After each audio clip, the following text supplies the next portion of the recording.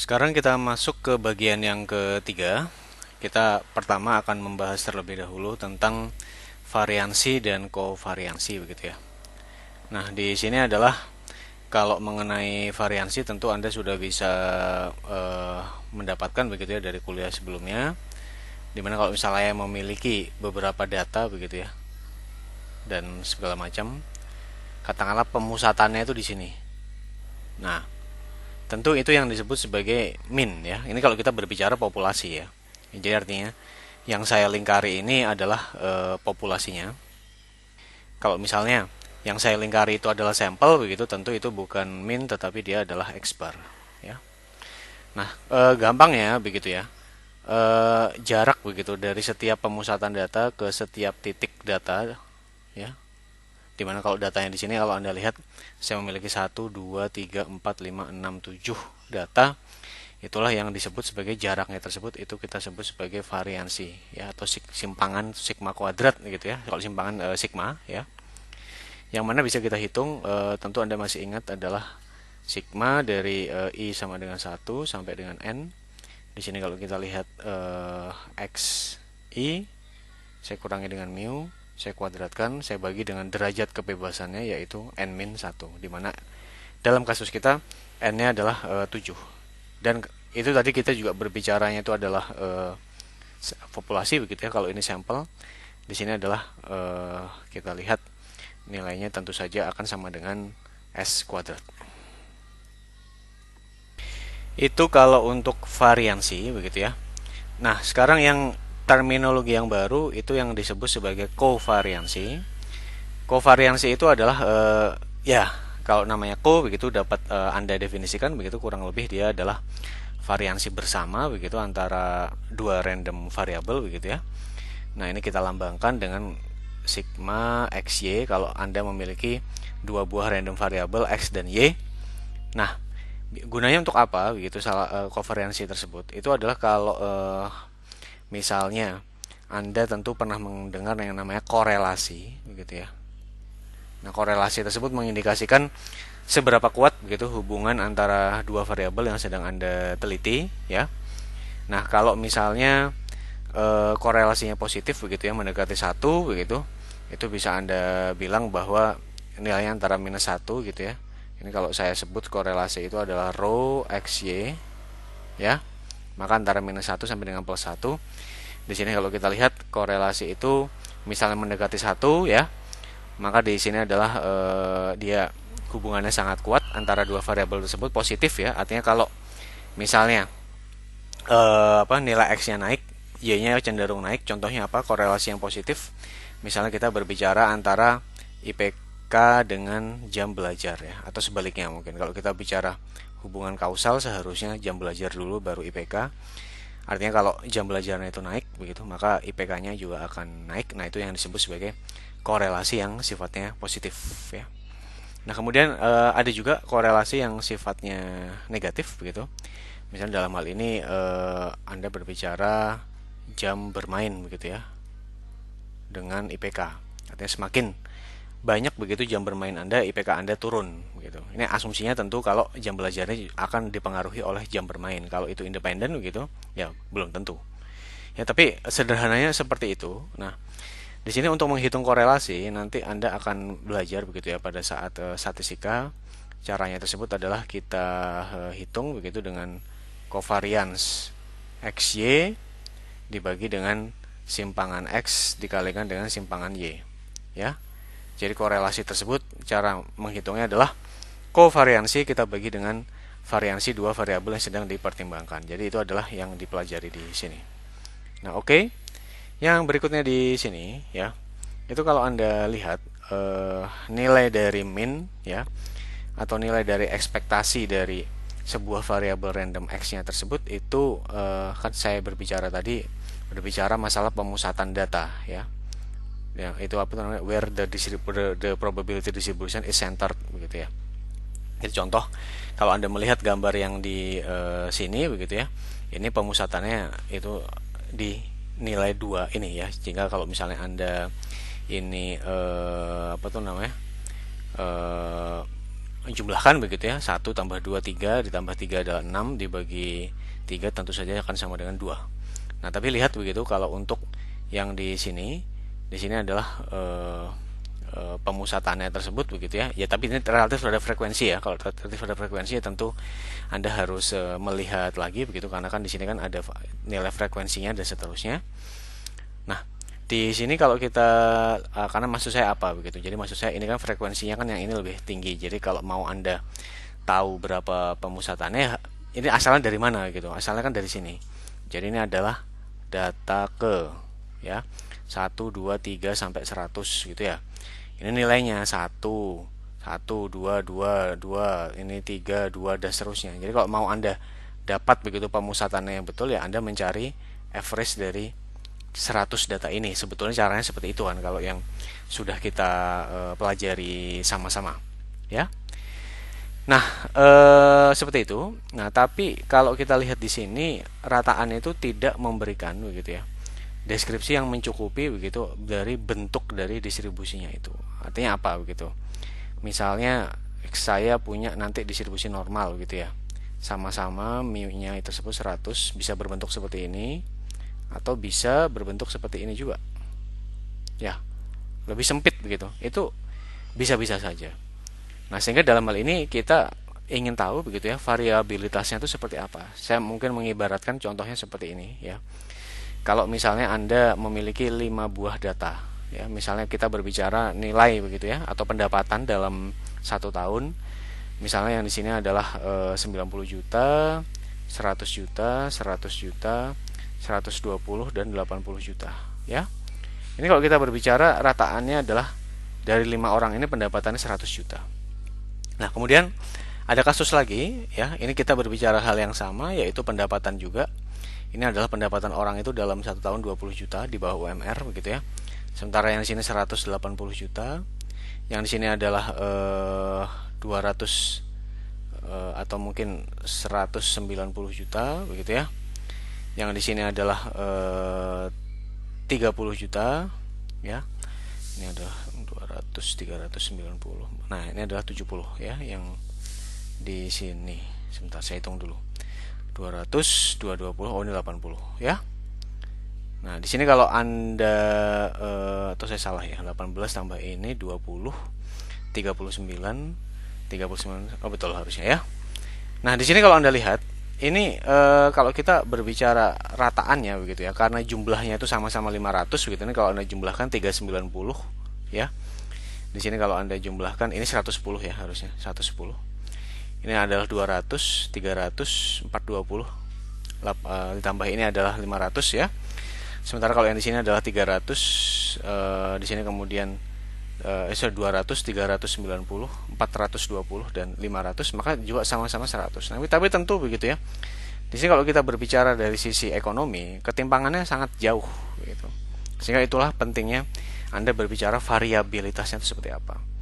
Sementara begitu, kalau yang di sini cukup seragam, ya. Nah, itu adalah gunanya. Nah, kemudian di sini begitu, kalau tadi Anda sudah mendapatkan begitu ya, nilai dari EX itu sama dengan, kalau untuk kasus yang diskrit dia adalah X, kita kalikan dengan Fx begitu ya. Nah, tentu kalau kita mau mencari begitu ya, X min mu kuadrat atau Anda sebut sebagai sigma kuadrat ya. Berarti dia adalah variansinya. Maka di sini dia adalah, kita berbicara sigma, di sini adalah, maka X Anda kurangkan dengan mu-nya tersebut, Anda kuadratkan, kemudian Anda kalikan dengan Fx. Maka tentu saja sebelum bisa menghitung ini, Anda perlu mencari tahu dulu berapa nilai EX-nya tersebut, karena EX akan sama dengan sigma ya. Jadi itu adalah cara Anda untuk mencari variansinya seperti apa. Jadi cari dulu EX-nya, karena itu sama dengan sigma, baru kemudian Anda gunakan fungsi ini ya, secara prinsip sama. Dan bagaimana kemudian kalau Anda mau mencari standar deviasi begitu ya, atau simpangannya, ya berarti kalau dalam hal ini standar deviasinya tersebut sigma, saya tinggal melakukan akarnya, akar dari X mu kuadrat. Nah, itu adalah cara kita mencari standar deviasinya. Oke. Eh itu adalah untuk kasus yang diskrit. Sedangkan kalau untuk kasus yang kontinu gitu, Anda ingat bahwa awalnya EX tersebut akan sama dengan dari minus tak hingga sampai dengan plus tak hingga. Di sini adalah X fx ya, sehingga kalau Anda mau mencari X min mu kuadrat, tentu Anda harus mencari nilai minnya yang terlebih dahulu ya. Nah, di sini begitu ya. Ada satu cara yang lain begitu untuk mencari ada satu cara yang lain untuk mencari variansi begitu ya. Yaitu misalnya Anda mencari sigma kuadrat, di situ adalah Anda perlu mencari tahu dulu begitu ya EX kuadratnya. Nah, di sini kalau misalnya Anda mau mencari begitu ya bukti dari formula ini, Anda bisa membaca di buku Walpole begitu ya. Di bawah teorema 2 di situ ada pembuktiannya yang menurut saya cukup bagus dan mudah dimengerti ya. Nah, di situ kalau Anda lihat bagaimana cara, kalau tadi awalnya kalau Anda masih ingat, ini kan sama dengan ekspektasi X min mu kuadrat begitu ya. Kan sama dengan dia adalah sigma X min mu kuadrat fx. Nah, kalau ini kan agak merepotkan begitu ya. Mungkin begitu. Karena kan Anda harus mengurangi dulu dan lain sebagainya. Nah, di sini Anda bisa mencari begitu dengan mencari nilai X kuadratnya terlebih dahulu. Ya. Anda cari nilai X kuadratnya, kemudian Anda cari ekspektasi dari X kuadratnya tersebut. Nah, kemudian Anda akan ketemu, bisa Anda kurangkan dengan mu kuadratnya, Anda akan dapatkan hal yang sama. Oke. Nah, ini ada contohnya begitu ya. Di situ kalau Anda perhatikan ya, di sini adalah misalnya saya memiliki begitu ya. Saya memiliki random variable X-nya tersebut yang mana dia adalah merepresentasikan jumlah dari jumlah part yang cacat begitu ya. Dimana 3 part tersebut kita ambil begitu ya dari sebuah lini produksi dan kemudian diuji, dan dia akan mengikuti distribusi ini. Nah, ini sudah pasti begitu ya. Karena dia adalah jumlah part yang cacat, maka dia pasti adalah mengikuti distribusi yang sifatnya diskrit ya. Nah, kemudian kalau kita lihat begitu ya.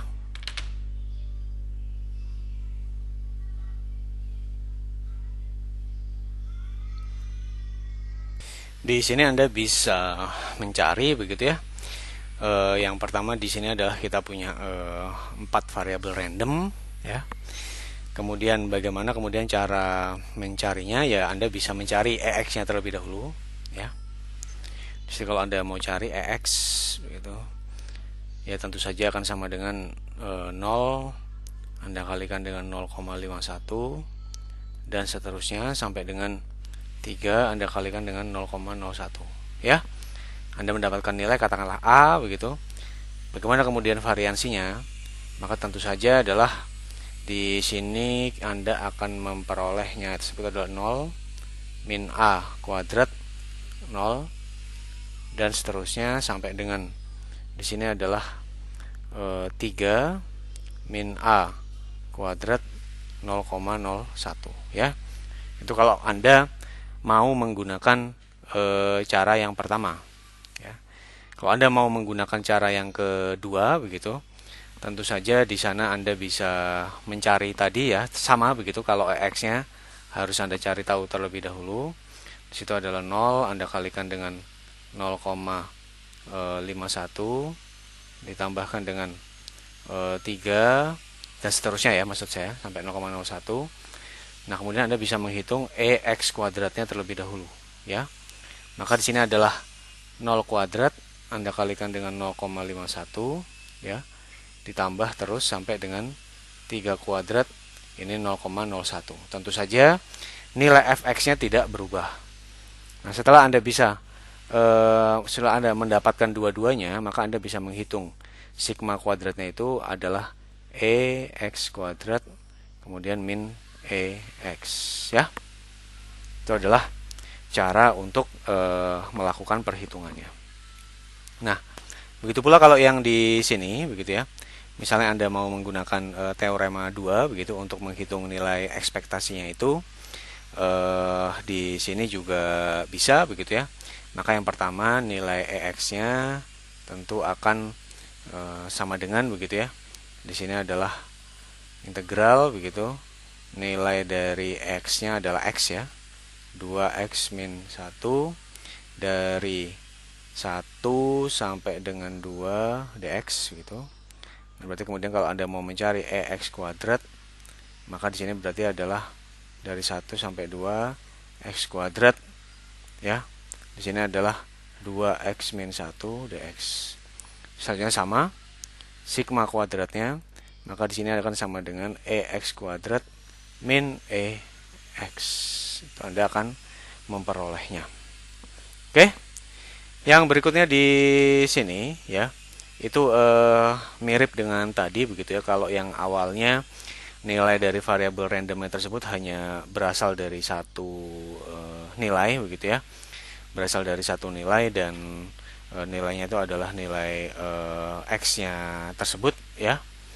Nah sekarang kalau kita lihat nilai dari variabel randomnya ini mengikuti sebuah fungsi begitu ya. Nah tentu itu sama persis begitu ya dengan tadi, hanya kalau tadi yang di sini itu adalah X, maka Anda ganti dengan GX ya. Ini pun sama. Yang di sini adalah X, itu adalah untuk ini adalah untuk kasus yang diskrit, sementara yang di bawah adalah untuk kasus yang kontinu ya. Itu Anda bisa mendapatkan nilai simpangan kuadratnya. Oke. Nah, contohnya seperti apa begitu ya? Kalau misalnya di sini kelihatan begitu ya, ada variabel random yang sifatnya itu adalah discrete begitu ya. Yang sifatnya itu adalah discrete. Di situ kalau Anda lihat ya, tentu kita bisa mencari tahu dulu nilai dari GX-nya. Itu adalah kalau di sini saya punya X 0 1 2 3, maka di sini nilai dari GX-nya tentu sama dengan seperempat dikalikan setengah adalah setengah ya. Seperempat dikalikan seperempat dikalikan 2 adalah setengah. Setengah ditambah 3 maka sama dengan 7/2 gitu. Salah saya. Salah, sorry. Ini 3 ya. Yang sini adalah 3 karena 0 begitu. Ini adalah 1, berarti ini adalah 5. Ini adalah 7 begitu ya. Yang di sini adalah 9 gitu kan. Nah, maka cara menghitung ekspektasi dari GX ya, maka akan sama dengan di situ Anda lihat ya, 3 dikali 0 3 dikalikan seperempat ditambah 5 dikalikan 1/8 ya, ditambah 7 dikalikan setengah ditambah 9 dikalikan 1/8 ya, maka akan sama dengan kalau kita lihat sama dengan 3/4 ditambah 5/8 ditambah 7/2 ditambah 9/8 ya. Kalau kita bagi semua sama dengan 6, 5, ini adalah 8 begitu ya. Di situ kalau kita lihat yang di sini adalah 9. Jadi kalau saya jumlahkan 11, 49, 58 ya. 11, 39, 48 ya. 48 dibagi 8 sama dengan 6. Nah, ketemu begitu dalam hal ini minnya adalah 6 ya, itu yang menjadi nilai minnya tersebut. Oke. Kalau Anda sudah mendapatkan nilai minnya itu sama dengan 6 ya. Nah, selanjutnya Anda tentu bisa mencari begitu tadi ekspektasi GX kuadrat gitu ya. Dan seterusnya ya. Berapa nilai GX kuadratnya tersebut, tentu kita bisa menghitung lagi ya. Di sini adalah kalau kita lihat ini adalah X 0 1 2 3. Ini adalah GX kuadrat begitu ya. Nah, di situ kalau kita kuadratkan tetap 3 ya. Kemudian 1 Anda kuadratkan, di situ adalah 1, 2, ini adalah 5 ya. Yang di sini adalah 2, Anda kuadratkan adalah 4. 2 kali kuadrat adalah 4. 4 dikalikan 2 adalah 8, ini adalah 11 ya. Kemudian yang di sini adalah kalau saya punya nilainya adalah 3, saya kuadratkan adalah 9, 9 ditambah ini adalah 12 ya. 9 yang di sini adalah apa itu namanya? Adalah 12 ya. Kalau kita lihat dulu 3 kuadratkan 9, 9 tambah 3 12 betul ya. Ini 4, 8, 11. Oke. Nah, kalau kita lihat sekarang kita bisa menghitung ekspektasi G X kuadrat, yang mana di sini adalah 3 saya kalikan dengan 1/4 adalah 3/4. Kemudian 5 saya kalikan 1/8 adalah 5/8. 11 saya kalikan setengah adalah 11/2. Kemudian yang di sini kalau saya menghitung begitu ya. Kalau saya menghitung di sini apa tuh namanya? Di sini sama dengan berapa? 12 kalikan 1/8, 12/8 begitu ya. Nah, tentu saya bisa menghitung di sini adalah 8 ya, 8 ini adalah 6, yang di sini adalah 5, ini adalah 44, yang di sini adalah 12 ya. Di sini kalau saya jumlahkan 11, 55, 55 di sini adalah betul ya, 55, 44, 5, 6, 8. Oke, ya. Oh, sorry, itu tadi saya kira ini untuk variabel yang skalar ya. Ini kan variabelnya di sini tidak disebutkan bahwa kalau yang seperti ini bisa dihitung dengan cara seperti ini. Maksudnya ekspektasi Gx kuadrat begitu ya, dikurangi dengan apa tuh namanya? Tadi adalah ekspektasi Gx. Jadi saya revisi. Jadi untuk yang di sini Anda harus menghitung dengan cara yang sudah diberikan di formula sebelahnya. Tadi kita sudah mendapatkan ya, EX-nya adalah 48 dibagi dengan 8 begitu ya. Di situ di sini kalau kita lihat di sini adalah 48 dibagi dengan 8 sama dengan 6 ya. Nah, sekarang berarti ekspektasi dari Gx di sini adalah kalau kita lihat ya. Kalau kita lihat berarti adalah yang pertama di sini adalah kalau misalnya 0 begitu ya, ini 3 ya. 3 min 6 kuadrat Anda kalikan dengan 1/4 begitu. Ya, kemudian yang berikutnya di sini adalah 1 begitu ya. Berarti 5 min 6 kuadrat Anda kalikan dengan 1/8 ditambah kalau kita lihat di sini 2 begitu ya. 7 min 6 kuadrat Anda kalikan dengan setengah ditambah di sini adalah 3 dikalikan 2 6 9 ya. 9 min 6 kuadrat dikalikan dengan 1/8 ya. Atau dalam hal ini 3 di apa itu namanya? Dikurangi 6 adalah 3, 9 begitu ya. Di situ adalah 3 dikurangi 6 adalah minus 3. Minus 3 dikuadratkan 9. Ini adalah 9/4 ya. Di sini adalah 1/8. Yang di sini adalah 1/8.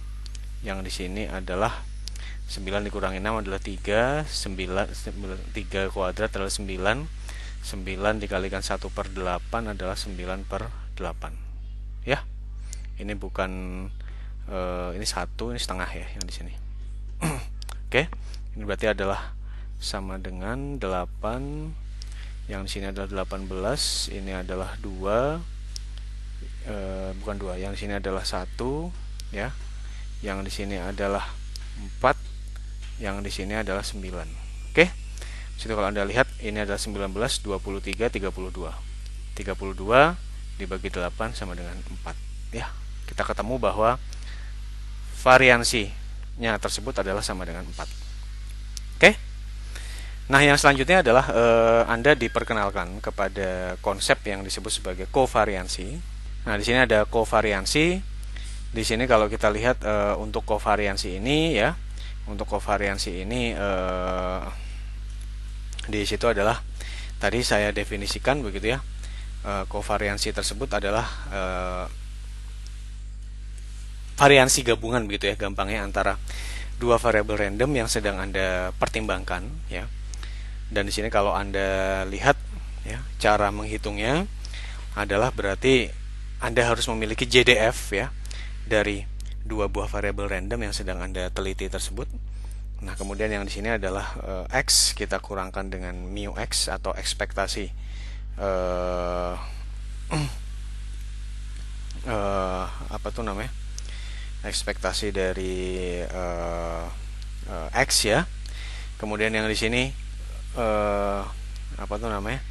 Y, begitu, kita kurangkan dengan ekspektasi dari Y, apa tuh namanya? Di sini kemudian kita kalikan dengan probabilitas gabungannya tersebut ya. Ini kalau untuk kasus yang diskrit. Sementara untuk kasus yang continuous sebetulnya mirip. Nah, ini Anda tinggal menggunakan integrasi ya. Nah, contohnya kalau kita lihat ya, misalnya Anda memiliki sebuah pulpen begitu ya. Nah, yang pertama terlebih dahulu begitu ya, tentu Anda harus bisa mendapatkan begitu ya berapa nilai dari mu x dan juga mu y-nya, karena kalau kita lihat di sini Anda perlu mendapatkan dua angka tersebut ya, baik rataan dari x dan juga rataan dari y-nya. Nah, itu bagaimana kemudian cara kita mencari rataan dari x-nya di situ. Kalau Anda lihat ya, di situ kalau Anda lihat cara kita mencari rataan dari X-nya begitu. Ini tentu saja kalau X-nya itu berkorespondensi terhadap GX, sementara kalau Y-nya berkorespondensi terhadap HY. Nah, ini Anda cek dulu begitu ya. Di situ ini adalah GX, yang di sini yang di situ adalah HY, dan di situ kalau Anda jumlahkan maka ini adalah sama dengan 10/28. Ini kalau dijumlahkan sama dengan 25/28, betul ya, sama dengan 1. Sementara kalau kita lihat yang di sini, ini pun juga sama dengan 1 ya, karena ini sama dengan, kalau ini 28 maka yang di sini adalah 12 ya, 27. Ini juga sama dengan 1. Nah, sehingga kita bisa mencari terlebih dahulu yang disebut sebagai ekspektasi X atau sama dengan mu X-nya. Berarti kan dia sama dengan X dikalikan GX ya. Atau dalam hal ini berarti adalah kita lihat X-nya itu berarti 0, kita kalikan dengan 5/14 ya, ditambah 1, kita kalikan dengan 15/28, ditambah 2, kita kalikan dengan 3/28. Nah, kalau dengan cara seperti ini dia akan sama dengan 0 ditambah 15/28 ditambah, dalam hal ini kita lihat sama dengan 3/28 atau 18/28 ya. Kalau kita bagi 6 begitu, di sini sama dengan 4, di sini sama dengan 3. Ini 3/4 atau kita sebut sebagai mu x. Mu y di situ kita bisa gunakan, ini adalah 0, Anda kalikan dengan 15/28. Di sini adalah 1, Anda kalikan dengan 3/7, ditambah 2, Anda kalikan dengan 1/28 ya. Di sini akan sama dengan, ini kalau kita bagi 28, 4, 12/28 ditambah 1/28 ya.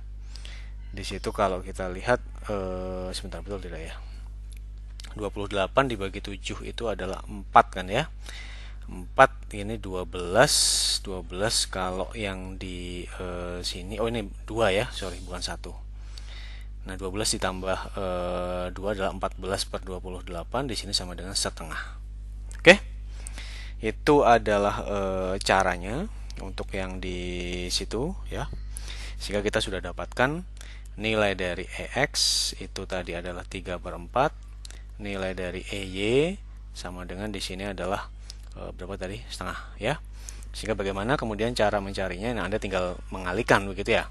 Jadi yang disebut sebagai kovariansinya EXY, maka di sini adalah Anda mengalihkannya tersebut.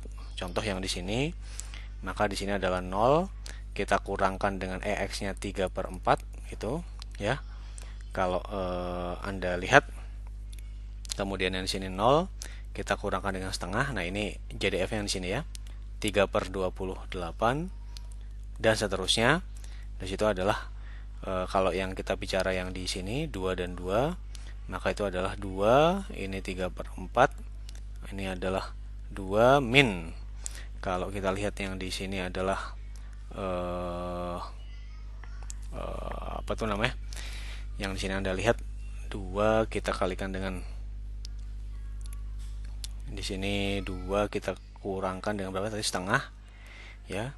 Kita kalikan dengan PDF-nya, JDF-nya tersebut adalah 0 dan seterusnya ya. Nah, bisa juga Anda menggunakan formula ini, di mana kalau kita lihat di sini adalah covariance EXY tersebut sama dengan ekspektasi XY begitu ya. Kita kurangkan dengan mu X, kita ini adalah mu-nya. Dan di sini Anda sudah mendapatkan tadi untuk menghitung join expected value tadi yang sudah kita pelajari di sini ya. Nah, ini Anda kan sudah bisa tadi saya ajarkan menghitung EXY, itu pun bisa dicari begitu ya. Kalau Anda lihat di buku, cara menghitung ekspektasinya tersebut bisa dengan EXY kita kurangkan dengan EX dikalikan dengan EY juga sama saja. Oke. Nah, ini ada latihan yang bisa Anda kerjakan ya, atau bisa Anda cek di buku kira-kira seperti apa. Oke.